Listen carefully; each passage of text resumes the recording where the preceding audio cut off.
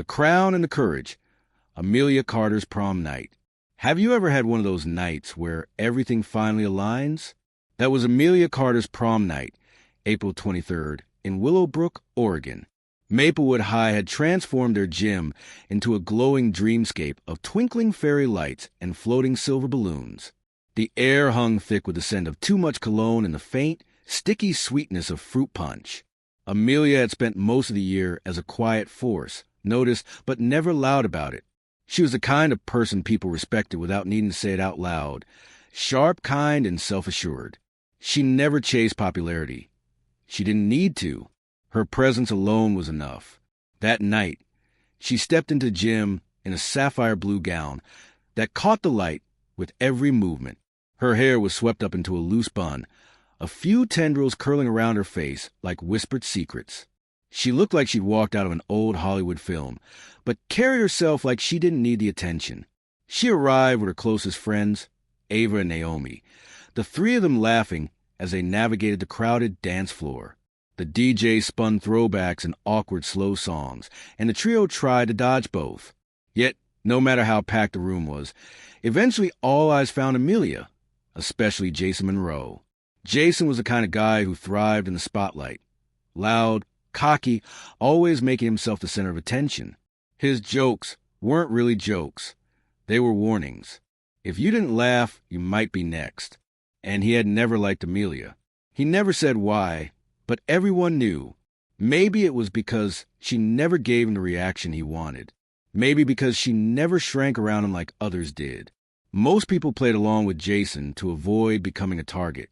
Not Amelia. Earlier that year, in English class, Jason had muttered some snide remarks under his breath about Amelia, thinking she was above everyone else. She hadn't even looked up from her notes when she responded, just kept writing and said, "Clear as day. Maybe if you spent less time trying to be everyone's problem, you'd actually solve your own." The room had gone silent. Even Mr. Calloway, their teacher, had paused mid-sentence. It was the first time someone had openly put Jason in his place, and he had never forgotten it. Prom was the perfect stage for his revenge. The moment everything shifted came after crowning. Maplewood High had done away with the usual prom king and queen this year. Instead, they introduced a new system, prom royalty, 2 winners, no gender rules, chosen by the senior class. When Amelia's name was announced, the gym erupted. Shock crossed her face like she thought they'd called the wrong person.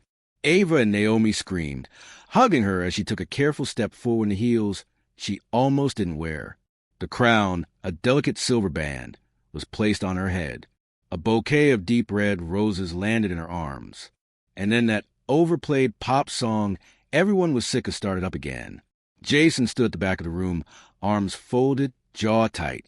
The guy who used to win everything, pep rallies, homecoming court, class clown, had suddenly become nothing but background noise. You could almost hear the fuse inside him light. No one expected him to act so fast. Amelia was stepping off the stage, bouquet in hand, eyes scanning the crowd for her friends. That's when Jason moved. He wore his usual mask of fake charm, the one that fooled most people. He reached out a hand, and for a second it looked like he might congratulate her. Some even thought he might finally let it go. But then he shoved her. Not a bump, not a tap. A full force shove, both hands slamming into her chest. Amelia staggered back, her heels scraping against the polished gym floor. The bouquet wobbled in her grip, and as her arms flailed for balance, her body tensed like she was stopping herself from falling into something much deeper than just the floor. The music didn't stop, but the room did. Gasps, whispers. A few girls clutched their mouths. Teachers stood frozen, uncertain if they had really seen what they thought they had seen. Ava's voice rang out, sharp and furious. "Are you serious right now, Jason?" He just laughed, loud, ugly. "Relax, I was just playing," he said, shrugging like it was all a joke. Didn't think a crown came with a force field. Nobody laughed, but Amelia didn't cry. She didn't walk away. And what she did next, that's where everything changed. For a moment, the world stood still. Amelia could feel the eyes of every single person in that gym pressing down on her, waiting for her reaction. But she wasn't thinking about them. She was thinking about the sharp heat that shot through her chest, the way her body had jolted backward, and the smug grin still plastered on Jason's face. She took a slow, deliberate step forward. The bouquet slipped from her fingers, hitting the floor with a soft thud. The silver crown on her head tilted slightly, but she didn't adjust it. Jason's smirk faltered. Amelia met his gaze, her voice calm but edged with something dangerous. "Try that again," she said. A murmur rippled through the crowd.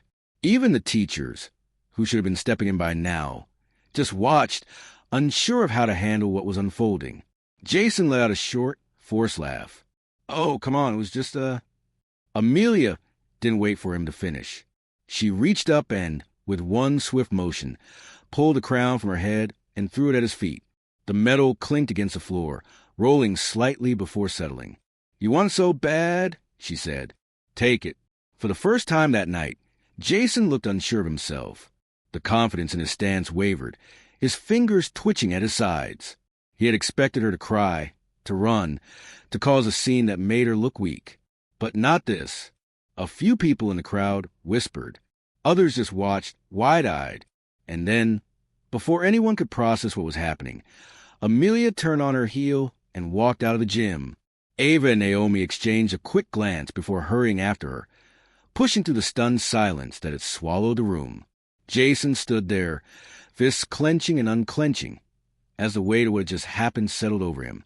But what none of them knew yet, what even Amelia hadn't realized, was that this night was far from over. The cool night air hit Amelia's face as she stepped outside. Her heart was pounding, not from fear, but from something else, something burning inside her, demanding to be heard. She clenched her fists, breathing deeply, steadying herself. Ava caught up first, grabbing her arm. "Amelia, are you okay?" Naomi was right behind her. "That was insane. You owned him." Amelia exhaled slowly. "I'm fine. She shook her head, trying to find the right words. "I wasn't going to let him have that moment. Not the way he wanted." Ava nodded, squeezing her arm. "Well, you sure as hell made sure of that." Back inside the gym, the atmosphere had shifted. Jason wasn't laughing anymore. The usual supporters that hyped him up kept their distance. Even his closest friends looked uneasy. Coach Harper stepped in, voice firm. "Jason, you need to leave now." Jason's face darkened. "You serious? Over that?" The coach didn't blink. "You're lucky we're not calling your parents and the cops." Jason looked around, but no one backed him up. Not this time. He scoffed, muttered something under his breath, and stormed out of the gym. No one followed. No one called his name. Outside, Amelia stood tall, shoulders back, chest rising and falling with steady breaths. She wasn't just some girl who had been humiliated. She had turned the moment around.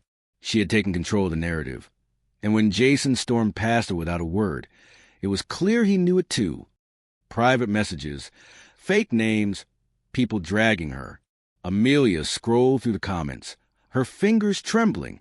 Some defended her, but others twisted the story. They said she was overreacting, that she was making it bigger than it was, that she was playing the victim when it was just a joke. She let the phone buzz in her hand. It was overwhelming, but she wasn't surprised. That's how it worked, right? Speak up, and people either lifted you up or tried to tear you down. But around noon, something happened that stopped her cold. A message from Jason. "Hey, can we talk?" She stared at it for a full minute. It didn't sound like him. Not the Jason from the gym. Not the one who shoved her and laughed like it was the funniest thing in the world. She ignored it. 10 minutes later, another message. "I'm sorry. Sorry. I don't know what I was thinking. I messed up." Then a longer one. He said he'd been going through stuff, how it wasn't about her, how he was used to being the favorite. And when he wasn't, he took it out on the wrong person. He ended with, "You didn't deserve that. No one does. I know it's late, but I mean it." Amelia stared at the screen. No anger, just a strange feeling in her chest, like her heart didn't know whether to forgive or walk away. She didn't reply. She didn't delete the message either. She just let it sit there. That evening, There was an announcement on the school's website, a statement from Principal Vargas. We are deeply proud of the courage shown by Amelia Carter, and we want to make it clear that any form of harassment, physical or verbal, will not be tolerated. Every student deserves to feel safe and celebrated, always.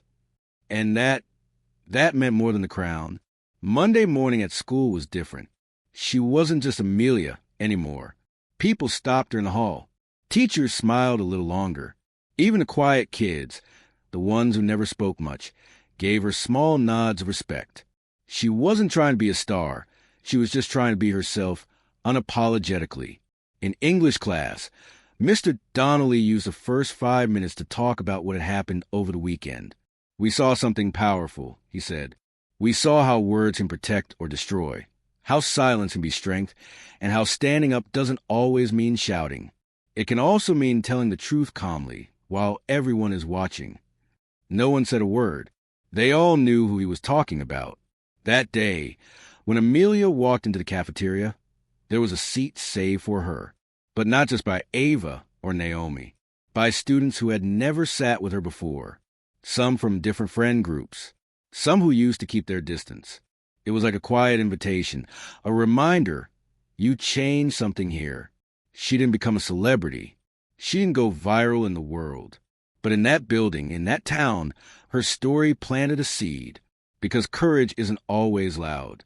Sometimes it's a girl in heels who gets shoved on prom night and chooses a microphone over revenge. Sometimes it's a silence that follows a truth that echoes the longest. If you've ever been made to feel small, overlooked, or targeted just for existing, remember this. You don't have to shrink for anyone. Your voice matters. Your story matters. And sometimes the most powerful thing you can do is speak. Crown.